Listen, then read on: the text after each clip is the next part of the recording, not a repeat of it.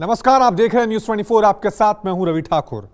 मोदी सरकार को सत्ता से उखाड़ फेंकने के लिए विपक्षी दलों ने साथ आना मुनासिब समझा। गठबंधन को इंडिया नाम देकर सियासी गलियारों में हलचल भी मचाई, लेकिन सीट बंटवारे की बात आते ही अब गठबंधन में दरार दिखने लगी है। इल्जाम कांग्रेस की रणनीति और महत्वाकांक्षा पर लग रहा है और गठबंधन के बड़े चेहरे अखिलेश यादव और नीतीश कुमार की कांग्रेस से नाराजगी साफ साफ झलकने भी लगी है। आखिर क्यों कांग्रेस पर लग रहा है वादा खिलाफी का इल्जाम, आइए आपको बताते हैं हमारी इस खास रिपोर्ट में।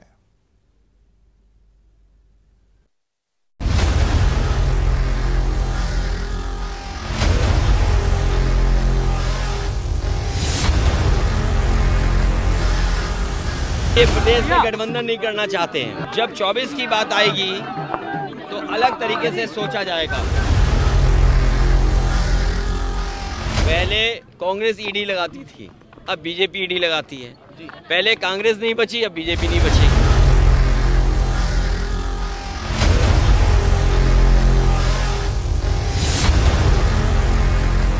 इस देश में अगर जाति जनगणना को रोका किसी ने तो वो कांग्रेस पार्टी है। इंडिया गठबंधन में उलझन, कैसे होगी सत्ता की सुलझन।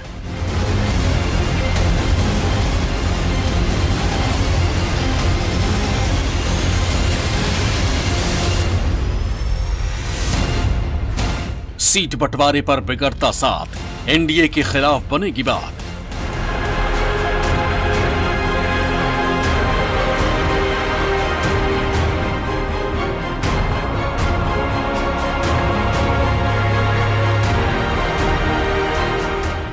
अपनों संग कैसे होगा बंटवारा, सीटों का गणित होगा गंवारा।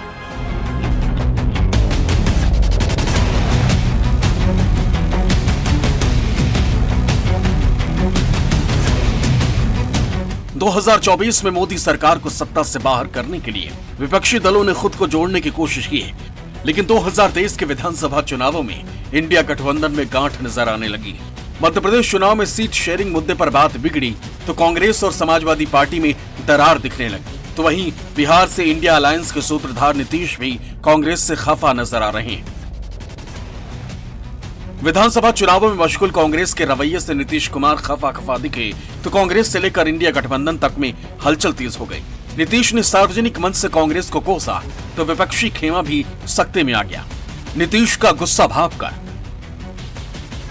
पहले आरजेडी सुप्रीमो लालू प्रसाद यादव ने सीएम नीतीश के आवास पर जाकर उनसे मुलाकात की। लालू यादव के साथ बिहार के डिप्टी सीएम तेजस्वी यादव भी नीतीश कुमार से मिलने पहुंचे। फिर खबर आई कि बिहार के सीएम के पास दिल्ली के कांग्रेस मुख्यालय से भी फोन आया। नीतीश से कांग्रेस के राष्ट्रीय अध्यक्ष मल्लिकार्जुन खड़गे ने सीएम नीतीश से फोन पर बात की। खबर सामने आई कि आरजेडी और कांग्रेस ने नीतीश के साथ गठबंधन को लेकर चर्चा की।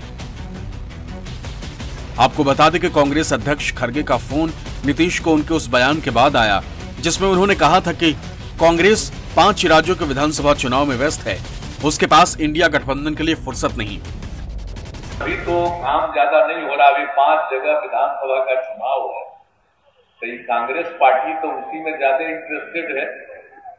तो अभी तो जिसको हम लोग कांग्रेस पार्टी को आगे बढ़ाने के लिए हम लोग सब एकजुट होकर काम कर रहे थे, लेकिन अभी उनको कोई इस सब चीज की चिंता है नहीं। अभी तो लगे हुए हैं 5 राज्य के चुनाव, इसलिए 5 राज्य का चुनाव होगा, उसके बाद अपने सबको बुलावेंगे। आजकल कभी कोई चर्चा नहीं हो रही। दरअसल कांग्रेस से नीतीश की नाराजगी की अपनी वजह है। इसमें कोई दो राय नहीं है कि मुख्यमंत्री नीतीश कुमार की कोशिशों का ही नतीजा है कि आज सभी विपक्ष की पार्टियां एक मंच पर दिखाई दे रही। नीतीश कुमार को भी इंडिया गठबंधन से काफी उम्मीदें थी। नीतीश कुमार और उनकी पार्टी को लगता था कि नीतीश कुमार को गठबंधन के अंदर बड़ा पद मिलेगा, जो आज तक नहीं हुआ। इंडिया अलायंस की पटना में हुई पहली बैठक में लालू यादव ने राहुल गांधी को गठबंधन का दूल्हा घोषित कर दिया, जिसके बाद नीतीश कुमार का पीएम उम्मीदवार बनने का सपना हमेशा के लिए खत्म हो गया। दिल्ली में लालू यादव और राहुल गांधी की मुलाकात के बाद संयोजक बनने का भी सपना टूट गया, क्योंकि फैसला यह हुआ कि गठबंधन के अंदर 4 या 5 संयोजक बनाए जाएंगे। मध्य प्रदेश विधानसभा चुनाव में नीतीश कुमार चाहते थे कि कांग्रेस की तरफ से उन्हें सीट का ऑफर मिलेगा, लेकिन ऐसा भी नहीं हुआ और उसके बाद मजबूरी में जेडीयू को 10 उम्मीदवारों के नाम की घोषणा करनी पड़ी। एक तरफ नीतीश कुमार नाराज हैं तो दूसरी तरफ मध्य प्रदेश के विधानसभा चुनावों में कांग्रेस और समाजवादी पार्टी के बीच खिंची तलवार अब इंडिया गठबंधन को घायल कर रही है। एमपी चुनावों में कांग्रेस से मनमुटाव हुआ तो अखिलेश ने लोकसभा चुनावों में यूपी से समाजवादी पार्टी के प्लान का ऐलान कर दिया, जो निश्चित तौर पर इंडिया अलायंस को रास नहीं आएगा। आपको बता दें कि 1 नवंबर को समाजवादी पार्टी के प्रदेश कार्यकारिणी की बैठक हुई। बैठक में समाजवादी पार्टी अध्यक्ष अखिलेश यादव ने यूपी लोकसभा की 80 में से 65 सीटों पर चुनाव लड़ने का ऐलान कर दिया। समाजवादी पार्टी ने यूपी की 80 में से 15 सीटें गठबंधन के लिए रखने का फैसला किया। अखिलेश यादव ने बैठक में साफ कर दिया कि दूसरे दलों से गठबंधन होने पर भी पार्टी अकेले 65 सीटों पर चुनाव लड़ेगी। साथ ही बैठक में अखिलेश यादव ने बूथ स्तर पर संगठन को मजबूत करने की बात की। तय हुआ कि एक भी बूथ की मतदाता सूची में मनमाने ढंग से ना तो नाम काटे जा सके और ना फर्जी नाम जुड़ सके। बैठक में हर कार्यकारिणी सदस्य को एक विधानसभा क्षेत्र में संगठन को मजबूत करने की जिम्मेदारी भी सौंपी गई। एमपी चुनाव में सीट शेयरिंग में बात नहीं बनने के बाद से अखिलेश लगातार कांग्रेस पर हमलावर हैं। नौबत यहां तक पहुंच चुकी है कि अखिलेश बीजेपी को मात देने का दम भर रहे हैं, लेकिन बीजेपी और कांग्रेस को तुलना करने से भी नहीं चूक रहे। पहले कांग्रेस ईडी लगाती थी, अब बीजेपी ईडी लगाती है। पहले कांग्रेस नहीं बची, अब बीजेपी नहीं बचेगी। कांग्रेस कह रही है कि जाति गणना होनी चाहिए। इस देश में अगर जाति गणना को रोका किसी ने तो वो कांग्रेस पार्टी है, और वही बीजेपी जो पिछड़ों के खिलाफ है, जो आरक्षण के खिलाफ रही, वो भी आज जाति गणना की बात कर रही है। इसलिए मैं जनता से कहना चाहता हूं कि इन दोनों दलों से सावधान रहो। कांग्रेस को पता है कि समाजवादी पार्टी का ये रिएक्शन एमपी में कांग्रेस के एक्शन का जवाब है। यही वजह है कि यूपी में समाजवादी पार्टी के सीट शेयरिंग के फैसले पर कांग्रेस कुछ भी बोलने से बच रही। विधानसभा चुनावों के बाद मामला सुलझाने का दावा कर रही। अभी पूरी कांग्रेस पार्टी 5 स्टेट के चुनाव में हम लोग लगे हैं और अभी 5 स्टेट का परिणाम आ जाएगा। उसके बाद निश्चित तौर से स्टेट शेयरिंग की बात होगी और इस पर राष्ट्रीय नेतृत्व तय करेगा कि हमें क्या करना है, उनको क्या करना है, इस पर बैठ के लोग तय करेंगे। अभी 5 स्टेट के जो परिणाम चुनाव आ जाएंगे, हो जाए, सब लोग खाली हो जाएंगे, उसके बाद बैठ के तय करेंगे। यूपी की सियासत से इंडिया गठबंधन के बिखरने की खबर दिखी तो बीजेपी की भी बाँछें खिल गई। विपक्षी गठबंधन पर तंज के तीर चले और गठबंधन को बेकार और बेअसर बताने से भी बीजेपी की टीम नहीं चुकी। गठबंधन धरातल पर सफल नहीं होगा। ये सत्ता के लोलुप लोगों का एक समूह है, जबकि भारतीय जनता पार्टी गरीब कल्याण योजनाओं के माध्यम से जनता का भरोसा जीत चुकी है। भारतीय जनता पार्टी प्रदेश की 80 लोकसभा सीटों पर विजयश्री हासिल करेगी। माननीय प्रधानमंत्री जी की गरीब कल्याण योजनाओं ने जन जन का भरोसा जीता है और बीजेपी का वोट प्रतिशत लगातार बढ़ रहा है। ये सब सीजनल लोग हैं। जब चुनाव आता है तो इस प्रकार का प्रयास जनता को भ्रमित करने के लिए करते हैं। ना कांग्रेस ना समाजवादी पार्टी किसी अलायंस के गठबंधन के प्रति ये लोग जवाबदेही इनकी नहीं है और ना ही ईमानदार है उसके प्रति। जनता के मुद्दों से ध्यान भटकाने के लिए लोग इनकी उपस्थिति पर प्रश्न खड़े ना करें, इसलिए ध्यान भटकाने के लिए ये सब गठबंधन का प्रलाप अलापते हैं। और जो इन्होंने भ्रष्टाचार के साम्राज्य खड़े करे हैं, उनसे बचने के लिए सभी इस प्रकार की बातें कर रहे हैं। मध्य प्रदेश में इंडिया गठबंधन को नजरअंदाज करके कांग्रेस ने समाजवादी पार्टी को नाराज कर दिया है। नतीजा ये हुआ कि मध्य प्रदेश में कांग्रेस और समाजवादी पार्टी एक दूसरे के खिलाफ हो गए हैं। कांग्रेस ने जिन 6 सीटों का भरोसा समाजवादी पार्टी को दिया था, उन सभी सीटों पर कांग्रेस ने अपने उम्मीदवार उतार दिए। अखिलेश यादव इसको हजम नहीं कर पाए और अब अखिलेश यादव यूपी के जरिए मध्य प्रदेश की नाराजगी जाहिर कर रहे हैं। मध्य प्रदेश में कांग्रेस और समाजवादी पार्टी का समीकरण किस हद तक बिगड़ चुका है, ये दोनों पार्टियों के दिग्गज नेताओं की जुबान की तलखी से समझा जा सकता है। एक तरफ अखिलेश यादव कांग्रेस को धोखेबाज, चिरकुट और बीजेपी से मिला हुआ बता रहे हैं, तो वही कमलनाथ अखिलेश यादव का नाम तक पहचानने को तैयार नहीं। अगर मुझे पता होता कि गठबंधन प्रदेश स्तर पे नहीं है तो मैं समाजवादी पार्टी के नेताओं को दिग्विजय सिंह जी के पास नहीं भेजता। अगर मुझे ये पता होता कि समाजवादी पार्टी को प्रदेश स्तर पे गठबंधन नहीं कर रहे हैं, मैं कमलनाथ जी के पास अपनी पार्टी के लोगों को नहीं भेजता। और मुझे ये भरोसा होता कि कांग्रेस पार्टी के लोग धोखा देंगे तो मैं उनकी बात पे भरोसा नहीं करता। मैं आपके माध्यम से कांग्रेस पार्टी को कहना चाहता हूँ, अपने चिरकुट नेताओं से हमारी पार्टी के बारे में न बुलवाएं। बहुत उत्साह है और इतनी संख्या से हम सोचते थे हम जीतेंगे, अब हम उससे ज्यादा जीतेंगे। सर, अखिलेश यादव ने आरोप लगाया कि अरे भाई छोड़ो अखिलेश। हाल ही में यूपी में हुए घोसी विधानसभा उपचुनाव में इंडिया ब्लॉक ने समाजवादी पार्टी को समर्थन किया था और कांग्रेस ने अपने उम्मीदवार नहीं उतारे थे। लिहाजा घोसी में समाजवादी पार्टी की जीत हो गई, लेकिन उत्तराखंड के बागेश्वर में कांग्रेस हार गई, जिसको लेकर अजय राय ने अखिलेश यादव को कसूरवार ठहराया था कि गठबंधन नहीं है तो हम स्वीकार करते हैं गठबंधन नहीं है, और गठबंधन अगर केवल उत्तर प्रदेश में केंद्र के लिए होगा तो उस समय विचार किया जाएगा, और जैसा व्यवहार होगा समाजवादी पार्टी के साथ वैसा ही व्यवहार उनको देखने को मिलेगा। यहाँ पर हम इतना ही कहना चाहेंगे आदरणीय अखिलेश जी से और समाजवादी पार्टी के नेताओं से कि आप बड़ा मन करिए, और जैसे हमने घोसी में बड़ा मन करके आपका समर्थन किया, आपको चुनाव जिताया, उसी प्रकार आप बड़ा मन करके मध्य प्रदेश में भी कांग्रेस पार्टी का समर्थन करिए और भारतीय जनता पार्टी को शिकस्त दीजिए, चुनाव हराइए। क्या विपक्षी गठबंधन का सपना बिखरने की कगार पर है? बीते कुछ दिनों के राजनीतिक हालातों को देखे तो ऐसा ही लगता है।